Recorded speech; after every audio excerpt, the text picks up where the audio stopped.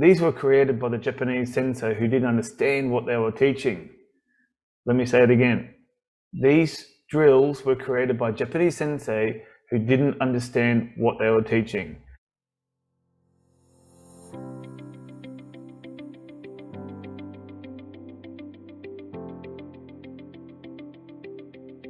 Hey guys, and welcome back to Karate Over Coffee. I'm Cheyne McMahon, your host, and we're here to discuss trimming a syllabus, what to keep and what to throw out. And don't forget to hit subscribe so you don't miss an episode as well. So basically this podcast may be better for instructors or potential instructors who are questioning their own syllabus. And I'm going to break into two sections. One will be dedicated to the types of techniques, drills, kata, etc. to keep and what to throw out. And the other part will revolve around how to structure a syllabus after black belt. So I've done a podcast previously on a life after Shodan, and how most syllabus don't do much, don't suit after Shodan. Usually it's based solely on kata and time serve. So I'm going to suggest a few ways to keep your syllabus fresh, nice and fresh. So for most instructors, if not all, we inherit a syllabus. I know I have, even though it was my father's syllabus, mine is a little different because we have different experiences and different exposures over the years. But so I've taken away parts and I've added things as well, so techniques, and I've even added kata to my syllabus. So we all have a style or a base of where we inherit the syllabus from. Whether your base is Shorinru or Goju, Shotokan, Shidoru. We generally stick to our previous syllabus, so our previous club, mainly because we don't know much more than that. So, but if you take a step back and think about why you left that association or dojo, or why you are thinking about doing it, or why you wanted to start your own club, your own dojo, in most cases, it's because the dojo is lacking something. Maybe it is practical applications, maybe it is a lack of kumite or too much kumite, there's not enough kuburo, too much kuburo. Whatever the reason is, there is a big reason of why you left or why you're planning on leaving. So let's delve into what makes a great syllabus. So first of all, you should definitely have more than one syllabus in your dojo. For me, I have three. One for my Kinder Ninjas, which is preschool, 4 to 5 years of age. One for primary school, and one for my teen and adult program. You may have more than that, and that's fantastic. I know there are some clubs who have standalone teenage classes. That's great, and you may have a different syllabus for that too. But what is the reason for having a different syllabus? Syllabi, whatever the word is. There are different reasons. I've got a separate curriculum. And I'm going to try and steer away from that word syllabus. It's maybe somebody can tell me in the comments what is the correct syllabus. You have two syllabi. Anyway, let's stick to the adults today. We're going to just discuss the adult syllabus, the adult curriculum. I'm sure that everybody wants to talk more about the adults rather than the kids. Most people, when they want to teach karate, it's not to teach kids. It's generally around wanting to teach adults. So let's stick with that. So when I teach the adults and how our syllabus is based around, is definitely stuff that I cannot teach to kids. So in my syllabus, we have throws, joint locks, takedowns, chokes, strangles, vital point strikes, body conditioning. These are things that definitely children cannot and should not practice. So, how appealing would it be to an adult and a parent if they're learning the same karate as a 7-year-old? Not very. So I see many dojo calling their karate self-defense, but it's the same old one-step ippon kumite rubbish. You know, we've got to get away from this. Karate used to be considered an effective martial art, but somewhere in the 80s, and I'm looking at you, Karate Kid, karate changed to be based around kids karate rather than based around self-defense or a strong fighting, dueling martial art. If you don't teach practical self-defense in your syllabus, you need to start adding elements to it. Practical self-defense is against being grabbed, against being punched, swung at, headbutted, all in a close distance. Self-defense and practical self-defense isn't karate versus karate. It's not against someone stepping back into a kami position and stepping forward into a lunge punch. That's crap. That's rubbish. It should be removed immediately from your syllabus if you are doing it. I did it many times growing up. We did it as part of our short tool based syllabus. I even went to a competition on it, but I lost because I stepped to the side instead of not moving at all. So I was penalized for that. So instead of standing there and taking that punch and doing a aguke or rising block in a punch, I moved off to the side, which is what you really should be doing.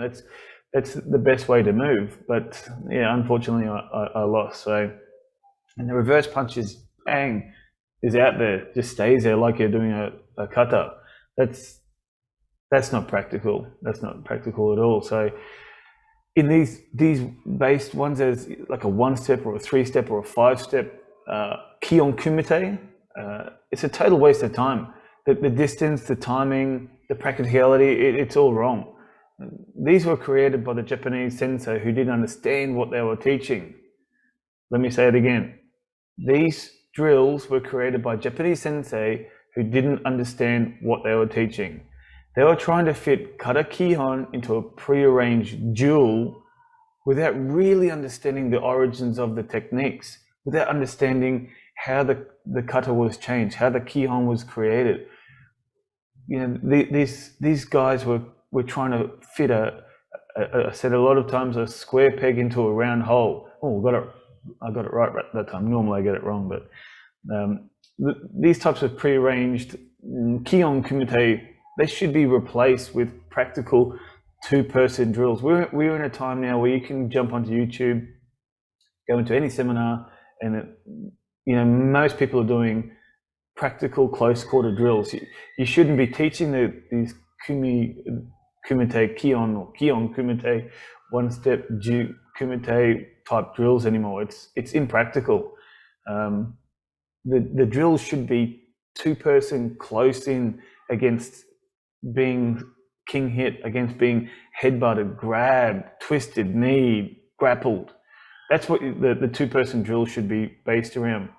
In my karate lineage, our theory for this type of things comes the cut applications and self-defense. It's really the same thing. So if your applications or your bunkai or oil, just take a side step here for a quick second, but if your applications or your bunkai or oil is not the same thing as self-defense, it's not the same as your practical self-defense. If you're teaching a separate self-defense part of your karate, oh, what are you doing? You really need to question what you're teaching. If you have a separate self-defense syllabus, you need to push that into your karate syllabus, make it together. Karate is self-defense. Self-defense is karate. So this is how we look at it, how we break it down for an application, or as well as our self-defense, same thing. First, there's the attack. So whatever the attack is, a swing punch, a straight punch, overhead, a headbutt, a grab, a twist. Then we look at what the receiving or what the blocking action looks like. So if they're attacking front on, for example, it could be a rising style Jordan Uke. If it's a hook punch, same sort of thing, maybe just off to the side a little bit. If it's a grab, a twist, whatever the reaction is, whatever the receiving part of it is. So it doesn't have to be a block, but it can be how you receive that attack. Then we look at what the option is for a strike or what we call a softener. So wherever your hand is should be closest weapon, closest target. Flip to the groin, fingers to the eyes, a headbutt, a punch, a strike, a key, whatever you want to call it. So we need at least one softener. You can't just pick somebody up and throw them. You need to soften them first. Bang! You need to hit them to get them to be a compliant partner or compliant aggressor. Whether it's 1, 2, or just 3 strikes, kick to the groin, knee to the vital points, gouges, all of those cool things that you can't teach the kids. And then we look at the end result, which is for us is normally a throw or some sort of takedown or a joint lock that leads into a takedown. You can't apply a joint lock or a throw against somebody who doesn't want it. So you need to soften them up first. Nice little boom, shot to the ribs, fingers to the eyes, throat, all of those cool things, and then we pick them up and we dump them into the ground. That's the end result for us. So first we look at the strike, then we look at the receive, then we look at the response, then we look at a grapple or torere or whatever the end result is. But so our ultimate goal here is the person is on the ground every time, not just standing up, dueling. We want them to be on the ground. So if they're on the ground, we are out of there, man. We are legging it. We are running. So that's what we based our 2-person drills on. So these, again, I'm only talking from my experience in my syllabus. So in my syllabus, we have a 2-person set close quarter flow drills that sort of you can push from a straight punch, a hook punch, an uppercut, elbow, over the top strike, grab, twist, everything that can revolve around softening the person up and then applying a joint lock or applying a takedown. Something where these drills can be easily changed if they've got the left leg forward or right leg forward, or they punch with the left hand, or as they hit you, they've changed legs. So we adapt it to the situation. So we've got close quarter flow drills. We've got I think that's what we call CWCT, closest weapon, closest target. So you can figure that out yourself, but the closest, my weapon, and we look for the closest soft target. So the other part of the syllabus that needs to be trimmed, or really needs to be looked at and even cut out, I know we did, is a continual practice of kata kihon, marching up and down the floor, especially in an adult syllabus.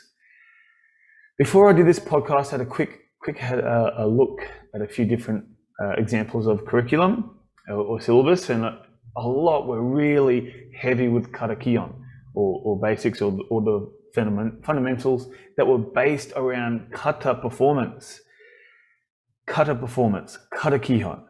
I see some that do a lot of combinations that aren't in any kata. For example, let me just read one out for you. I'm sorry if you recognize this, but it's a perfect example of what is wrong with most syllabus. And this is maybe for Shodan, I think. I can't quite remember. Maybe second kyu or third kyu. So stepping forward, a chudan sutuke, so stepping forward inside block, and then an elbow strike, and then a back fist, and then a reverse punch. So you go from front stance into kibadachi. What's kibadachi? Like horse stance, and then back into front stance. That's not in any kata. The second one, which is even more alarming, is stepping backwards into inside block, chudan, so body inside block, a front fist, and then a reverse punch. They're not in any kata. It's not in any kata that I know of, and certainly not in any kata that is in this syllabus. In this particular syllabus that I'm looking at, there is no sequence of kata that is in this kata, in this syllabus. It's a waste of time. It is honestly a waste of time. It's better to pick a section of the kata, pasai-dai for example, take a part of pasai-dai and practice that. Practice it inside, outside, inside, into that drill. You can practice that 10 times and all of a sudden the kata performance is getting better, and maybe we get a better understanding of turning your hips. But just putting a combination of techniques together, it is honestly, it is a waste, and it really makes me angry even talking about it. It's fluff, it's padding, it's just not needed, and all it is, and I know what it is. It's all it is making the Shodan grading, the grading for black belt, long, tough, and hard. Of course it's hard because the movements are difficult. You're transitioning from front stance to back stance to kibata to sumo stance to horse stance. It's ridiculous. It's impractical, and it's not needed. There's so many much better things that we should be spending our time working instead of marching up and down the floor, practicing, trying to perfect kata. Unless, of course, now here's a caveat, unless of course your club is geared around kata competitions, that's totally sweet, but a lot aren't. There's so many clubs that only have maybe 5% of adults who compete. I know, like we're probably even less, but you need to look at what the kata kion is based on. Adults don't come to learn karate to learn kata. They don't come into your school, my school, Freddie's school, to do karate competitions. Most don't even know that karate have competitions. Unless they've been exposed to karate as a kid or karate with their friends, most don't even know that we do competitions, let alone that there are, world championships and different regional, state, national competitions that are available. So why do we teach? Why do we teach adults stuff that they don't even want to learn? That they come to us for two reasons: to get fitter and learn self-defense, not to learn kata, not to do competition kion, not to do kata kion, not to geared around competition. They may want to do it later, but that's not why they first start. Definitely not why they first start.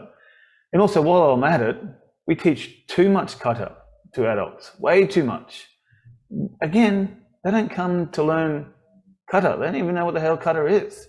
So when they see kata, they're like, oh, what's that? Unless, of course, they've got a friend, they've done karate before, they don't really understand what kata is.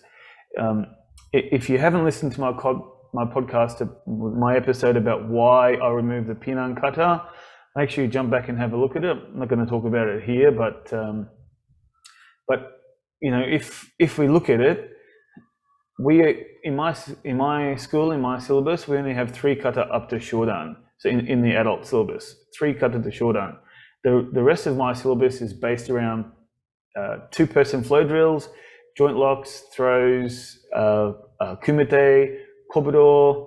So for the kobudo, we have one bow kata and some kumibo or bow versus bow drills, and of course our kion waza or our fundamentals. But it's not based on kata kihon.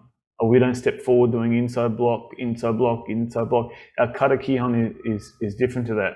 We also have a written test that has short and long answers, multiple choice questions. That's based around our lineage, our club itself, the Japanese to English terminology, and the history of karate. So it's not difficult, and maybe it's four pages.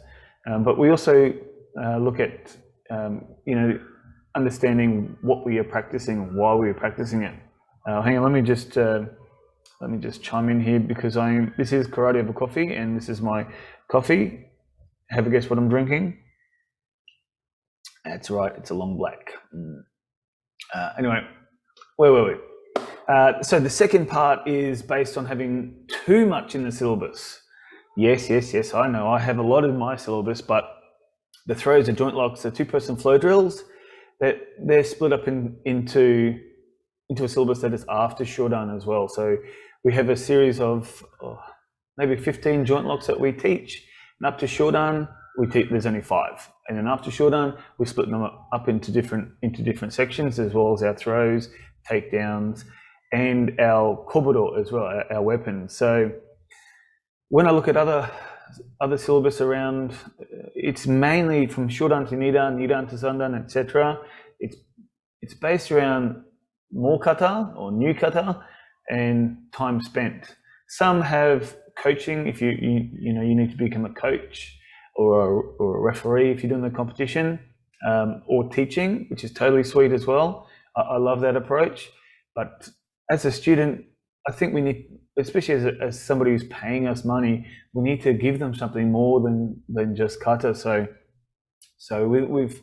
otherwise it's just too much fluff, too much padding, and not really practical karate. So I'll just give you an example. So for mine, we look at from Shodan to Nidan, we teach another bow kata, and we start teaching tonfa as well as a little bit of sai as well. But plus we've got extra joint locks, flow drills, takedowns, and kata. Of course, we have more kata and the kumigata, or the applications. So we start delving into those. We've got a series of applications for each kata.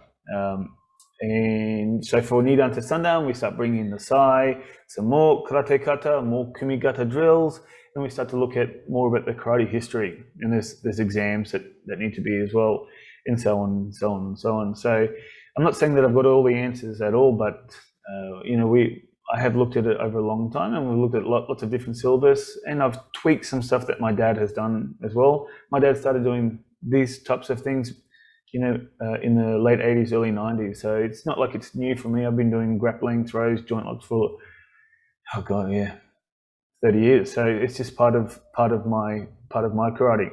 And as I'm learning more, I'm starting to add more parts into my syllabus as well, and taking some things out as well, but adding more or tweaking what I'm teaching or how I'm teaching it. Just making it a little bit more older karate or more practical, or for a reason, not just to add more stuff into my syllabus. So a takeaway for this is the adult syllabus should really be based on practical self-defense. It should be littered throughout your syllabus. The kata kion should be restricted to the actual kata sequences. And if you haven't already, start adding grappling, some throws, some takedowns, chokes. There's so many things on YouTube that you can have a look at and add. And plus, there's so many instructors out there. There are seminars. There are associations that you can join as well. There are clubs that you can join. If you want to join the AKA, shoot me an email. Let's have a chat. Always happy to look around. We did have 30 dojo around Australia, so we're always looking at adding more and helping instructors out more. So if you're looking for that, let me know. But we really should be looking at trimming the fat from the syllabus as well. Maybe taking some of the stuff that's in our up to Shodan syllabus and putting that into our Nidan or our life after Shodan syllabus as well. So if you want to send me a syllabus, happy to have a look and help you with it.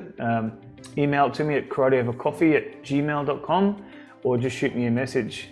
We also have a new Facebook group called Karate Over Coffee Community, or Karate Over Coffee Community. Jump on there as we've been discussing upcoming projects and some previous episodes, always chatting about that too. Got some awesome guests coming up as well, so make sure you keep on subscribing, and if you haven't subscribed, jump on there. If you're watching me on YouTube, you can see I'm wearing one of our Karate Over Coffee prototype shirts. So a few of you have asked me about that, so I'll get something organized shortly. And please, if you haven't, make sure you give us a review, send me an email, or hit subscribe, and that way you won't miss an episode. Speak to you soon.